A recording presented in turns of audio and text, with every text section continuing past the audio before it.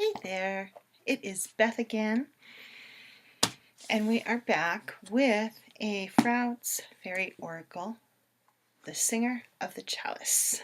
I can only do it with one hand, dude. It's amazing. Okay, we're getting towards the end of the singers here, and I feel like as we get to the end of the singers, we're getting more. You still have these huge energies, but like with the Singer of Chalice, it's a little more manifest, it's a little more solid, it's a little bit more closer to our realm as opposed to that huge old cosmic realm that's out there. And with the Singer of Chalice, I feel that it's really a card of integration. It's like transfiguration is right before it. So you've stepped through this huge new parameter of being, new ways of being, new behaviors, new ways of reacting, new ways of seeing the world. And it feels like, it always feels like to me when you get to the Singer of the Chalice, this is when it's calling to trust in the process, to trust that what's happened is real, solid, and is going to take. It's not some fleeting little, fleeting, what is the word I'm looking for? Fleeting thing that's not solidified in your life, because it's very solid by the time you get to this card. And in a way, it's like a card of receiving, because chalices represent the feminine normally and also are filled up. So it feels like that it's representing you receiving, but at the same time, you can drink from a chalice and partake of it. And I feel that with this chalice especially, it's the partaking of. You are not a passive observer with the Singer of the Chalice. You are an active participant in this card. And with that participation comes trust in the process, trusting the process because you know it's right. And that just because it starts one place doesn't mean that you're going to stay on that part permanently. It's knowing that you can trust your intuition. See, I always take little notes to hit key things. Moving from the heart and love. This is definitely a card that is not fear-based. It's not a card where you move from a place of being freaked out. You move from a place of, yes, I know this is where I'm at, and this is where I can go if I choose to go. It's a very empowering card as we're moving out of the singers, and it really lets you start to integrate what is coming in and what you want to bring in. Because you could really take the singers if you wanted to. Actually, you could do this with the whole of the deck, but it might get a little tense by the time you hit the challengers. But that would be a lot of shadow to explore all at once. The singers especially, I feel like you could take as a fool's journey kind of thing, because the energies are so archetypal and are so large that you're looking at just huge things that are not something we can fully, one, comprehend or take in all of the energy. Or we just kind of blado or something, because then you'd be like a singer. And singers are not corporeal. They are not bound by flesh. They're not bound by the realm of the physical. And with the Singer of the Chalice, you're at that borderline where you start to move into the physical and bringing the physical in to this process the singers have had us going through, of learning to be one with the universe, understanding our part in the divine song, starting to learn that role. And when you get to this point with the Singer of the Chalice, it's bringing this knowledge into our hearts, into our souls and our beings, and knowing that it can be trusted, that we can be trusted with our own knowledge. I think this is a hard thing. I hear this so often. It's like, how can I trust in that voice and that intuition and that knowing, that feeling? How can I trust it? How do I know it's real? And I think, especially in the beginning, when you start working with honing your intuition, of really believing in it, that fear pops up a lot. I mean, shit, fear will always pop up. We're human.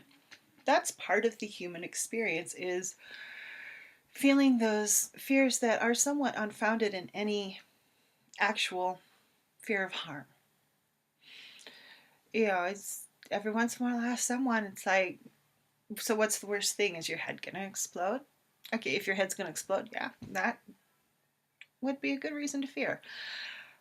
But that feeling that something's not quite right, that something needs to be tweaked, that no, this is it. This is something I need to do.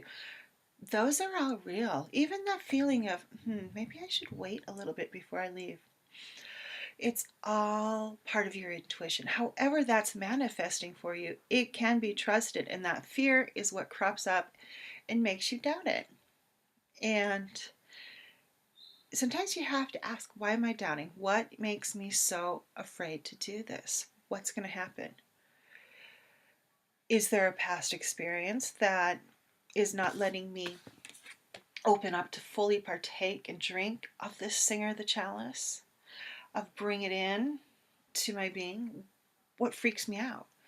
Why is this so scary? And sometimes when you sit down and you have that conversation with yourself, because I literally do hold conversations in my head of stuff like this. It's like, why are you afraid? Wow, what if people don't like it? Or whatever the fear is. That was the first thing that popped in my head. What if they don't like it? What if it fails? What if? Bad what ifs. I've been trying to eradicate the bad what ifs. What if it fails? What if it's bad? What if it doesn't work? What if it sucks? What if it's brilliant? What if it's the best thing you have ever done because you trusted in the singer of the chalice? And what if it turns out like you didn't expect it? That happens a lot in life. Many things have happened that I would never have expected to happen in my life. And they create new parameters. They create new choices. They create new ways of being. And I've come to realize, and part of it is working with this deck and integrating things like the singer of the chalice and drinking deep from her energy, is that much of how my parameters are set are my choice. Much of it is inside and mindset. And it's amazing how much mindset can move you from crappy to, okay, this is okay. I know where I can do and what I can do with this parameter. I made a choice to stay here in Montana because my dad and my mom needed me. And mom still needs me now that dad's dead. But at one point, I had this choice, and it was to become angry and bitter or to work from a different parameter. And that parameter turns out to be love. And I chose the parameter of love. I chose the parameter of working from that aspect. And why my situation did not and has not changed in many ways. How I react to it has. How I feel about it has. Because I made a choice. I made a choice to drink deep of this singer and trust in the magic, to trust in the knowing of myself, and that there are better parameters that I can bring into my life as opposed to staying where I was. And that's so much better to know that and be able to do that. And that's where things like the singers come in. They can help you move through those parameters and into new ways of being, and integrate what you really know deep inside is your truth, and let you dissolve what is not your truth. Because I was a great one for I'm going to kick that block to the ground. I'm just going to beat the shit out of it. And that was kind of my death year. I really just was I'm going to slam through all this stuff. I'm going to change as much as I can. I'm like, change. Yeah, baby. Granted, it took me 6 months to get to that point, 6 months or more. Yeah, 3 months. 3 months of like, no, no, no, no. 3 months of, oh, maybe. And then it's okay, change. And then, like, the last part of the year, I was like, yeah. It just kind of kept morphing. And to the point where I hit the next year, I'm like, had a really hard time disengaging with my year card of death. And I had to pull back. But you hit a point where you can change so much where it's like you need to take the time for the integration to let your body, your energy, your soul, your mind, your everything, the whole thing that is you, catch up. And that's kind of how I feel this card is. This is the card, the singer of the Chalice, that helps you catch up with yourself after huge amounts of change, after transfiguration. As believe me, death card year, transfiguration, all the time.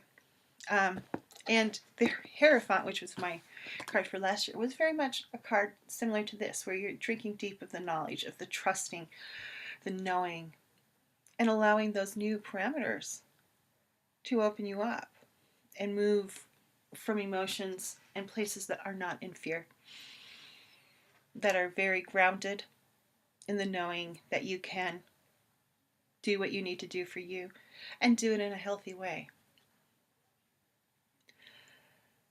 And it's trusting in the process of bringing that into your life. And that's the singer of the Chalice today. Thank you for watching, and I'll talk at you later. Bye-bye.